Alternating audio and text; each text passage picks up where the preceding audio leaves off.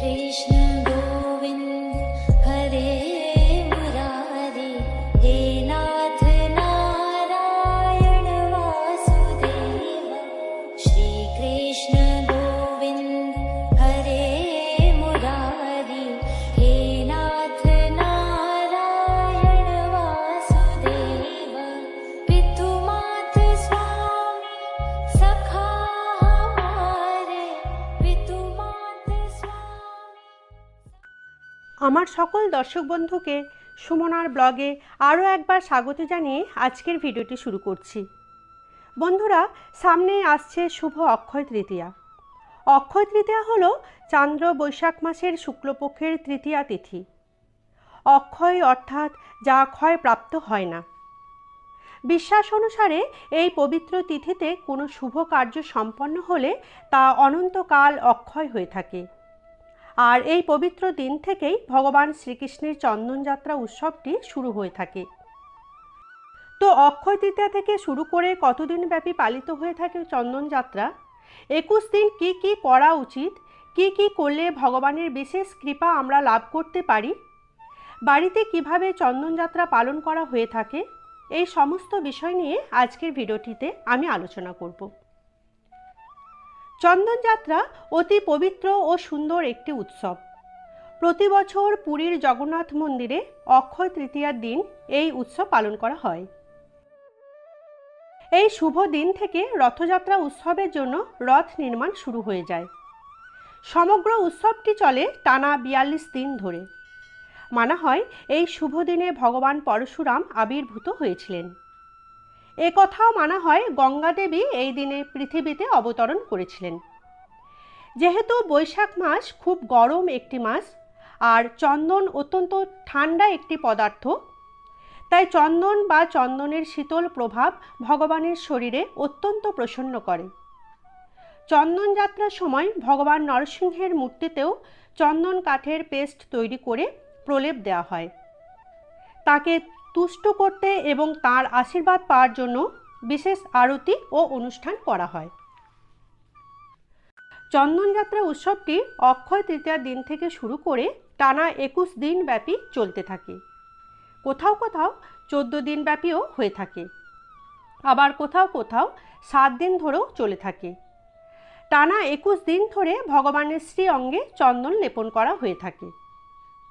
এবার বলি বন্ধুরা, যারা এই চন্দনযাত্রা উৎসবটি বাড়িতে পালন করবে ভাবছ, তাদের এই 21 দিন কি কি করা উচিত, কিভাবেই বা করবে এই চন্দনযাত্রা।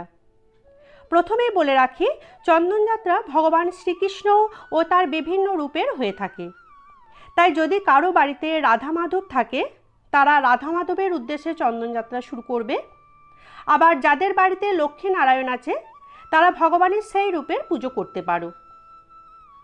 এছাড়াও প্রভু জগন্নাথ ও ছোট্ট গোপালের উদ্দেশ্যেও চন্দনযাত্রা কার্যটি করা যায়। তো যার কাছে ভগবানের যে রূপ থেকে থাকুক না কেন, তারা সেই রূপেরই পুজো করবে। আবার যদি কারো কাছে ভগবানের বিগ্রহ না থাকে, তারা ভগবানের আলেখ্য বা চিত্রপটেও পুজো করে নিতে পারো, কোনো অসুবিধা নেই। চন্দনযাত্রা উৎসবটি অক্ষয় তৃতীয়া থেকে শুরু করে সাধারণত টানা 21 দিন ধরে চলে থাকে। অর্থাৎ 10ই মে থেকে শুরু হয়ে 30শে মে পর্যন্ত চলবে এই চন্দনযাত্রা। এই পুজোটি অক্ষয় তৃতীয়ার দিন থেকে শুরু করতে হবে। খুব সকালে ভগবানের উদ্দেশ্যে পুজো করে নেওয়া যেতে পারে। আবার যদি কারো বিশেষ অসুবিধা থেকে থাকে, তারা সন্ধ্যাবেলাতেও এই পুজো করতে পারে। তো এখন প্রশ্ন হচ্ছে, কিভাবে করা যেতে পারে চন্দনযাত্রার বিশেষ পুজো। বাড়িতে পুজো করলে ঠিক কতদিনে বা পালন করতে হবে এই চন্দনযাত্রা। অক্ষয় তৃতীয়ার দিন খুব সকাল সকাল ঘুম থেকে উঠে পরিষ্কার হয়ে অর্থাৎ স্নান করে নিতে হবে। খুব ভালো হয় যদি স্নানের জলে একটু কর্পূর মিশিয়ে সেই জলে স্নান করা যায়। এরপর হলুদ অথবা লাল রঙের পোশাক পরে বাড়ির যে মুখ্য দুয়ার বা মেন গেট তা পরিষ্কার করে একটু হলুদ জলে প্রলেপ দিয়ে নিতে হবে। একইভাবে বাড়ির মন্দির ও তুলসী মঞ্চটিও মুছে পরিষ্কার করে নিতে হবে। এবার শুদ্ধ মনে শুদ্ধ আসনে পুজোতে বসতে হবে।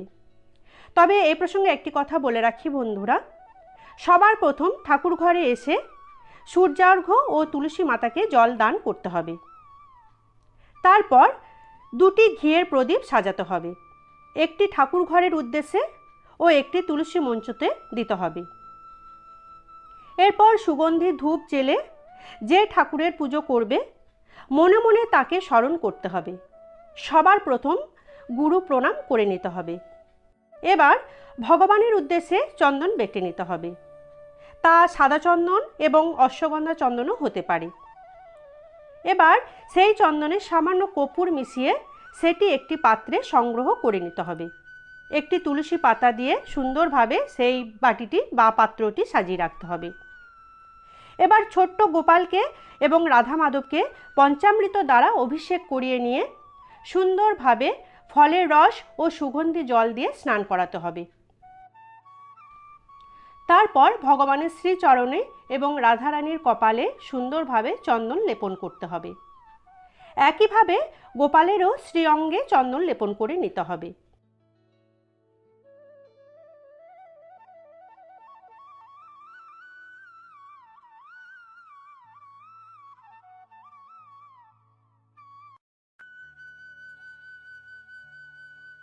ভগবান শ্রীকৃষ্ণের চরণে 2টি তুলসী পাতা ও গোপালের 2 হাতে ও বুকে তুলসী পাতা নিবেদন করতে হবে।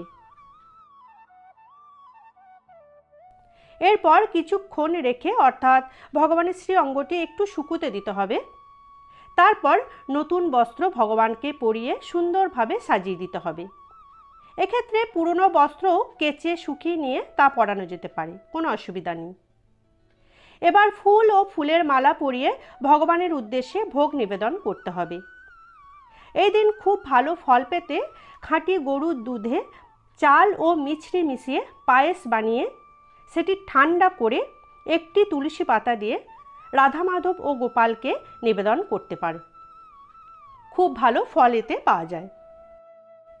এছাড়াও বিভিন্ন মিষ্টি, নানান মরশুমি ঠান্ডা ফল যেমন তরমুজ, শসা, কলা এসব ভগবানের উদ্দেশ্যে নিবেদন করা যায়। এছাড়াও বাতাসা খুব ঠান্ডা, বাতাসা জলও ভগবানের উদ্দেশ্যে সারা মাস ব্যাপী নিবেদন করা যেতে পারে। সবশেষে ভগবানের উদ্দেশ্যে আরতি করতে হবে। ধূপ ও ঘিয়ের প্রদীপ ও কর্পূর দ্বারা আরতি ভগবানের উদ্দেশ্যে দেখাতে হবে। সেক্ষেত্রে ভগবানের শ্রীচরণে 4 বার, নাভিমণ্ডলে 2 বার, মুখমণ্ডলে 3 বার ও সারা অঙ্গে 7 বার আরতির আলো দেখাতে হয়।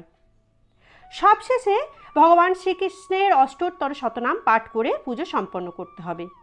তবে বন্ধুরা, এই পুজো বাড়িতে করলে অক্ষয় তৃতীয়ার দিন থেকে শুরু করে 7 দিনও করতে পারো অথবা 14 দিনও করতে পারো। আবার শুধুমাত্র অক্ষয় তৃতীয়ার দিন বাড়িতে এইভাবে পুজো করে একেবারে শেষের দিন অর্থাৎ 30শে মেও এইরকমভাবে পুজো করে নেওয়া যায়।